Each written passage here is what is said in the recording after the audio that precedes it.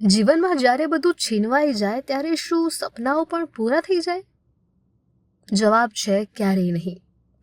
ભાવનગરના મહુવાની નેહા ભટ્ટે એક ભયાનક અકસ્માતમાં પોતાનો પગ ગુમાવ્યો હતો.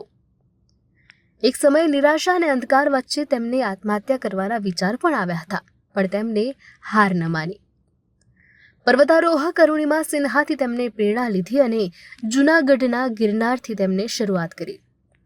કેદારનાથનું અઘરું ચઢાણ માત્ર 50 કલાકમાં તેમને પૂરું કર્યું અને ખિસ્સામાં માત્ર 500 રૂપિયા હોવા છતાં અડગ શ્રદ્ધાના બળે એક પગે પવિત્ર અમરનાથ યાત્રા પણ સફળતાપૂર્વક પૂર્ણ કરી દીધી છે.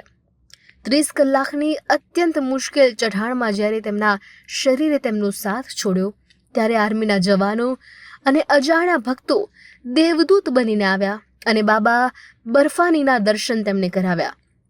નેહાબેને આ વાત સાબિત કરી દીધી છે કે મુશ્કેલીઓ ભલે ગમે તેટલી હોય, પણ તમારો આત્મવિશ્વાસ તેનાથી હંમેશા મોટો હોવો જોઈએ, કારણ કે જો મન અડગ હોય તો અશક્ય કાંઈ જ નથી હોતું.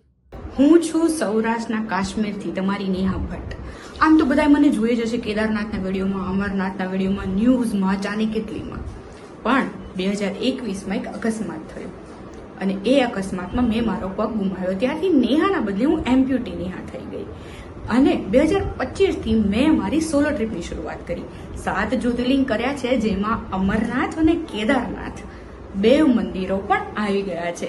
3 દિવસમાં મેં કેદારનાથની યાત્રા મારા પ્રોસ્થેટિક પગથી પૂરી કરી અને આ વર્ષે મેં 2026માં અમરનાથ મહાદેવની યાત્રા કરી. 7 જ્યોતિર્લિંગ અને શિવાલયોની યાત્રા કરીને મને હવે એવું લાગે છે કે હું શિવમય બની ગઈ છું. બાપા બજરંગદાસ અને મંજી બાપાની કૃપા મારા પર અવિરત વરસતી રહી અને એટલા માટે આજે મારા જીવનનું ધ્યેય અલગ જ બની ગયું છે. લોકોને કઈ રીતે ઇન્સ્પાયર કરી શકું, પગ વગર પણ પહાડો કેમ ચડી શકું, બસ આ જ મારો ગોલ છે.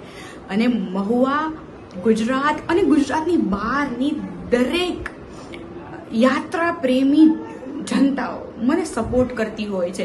જ્યારે અમરનાથની યાત્રા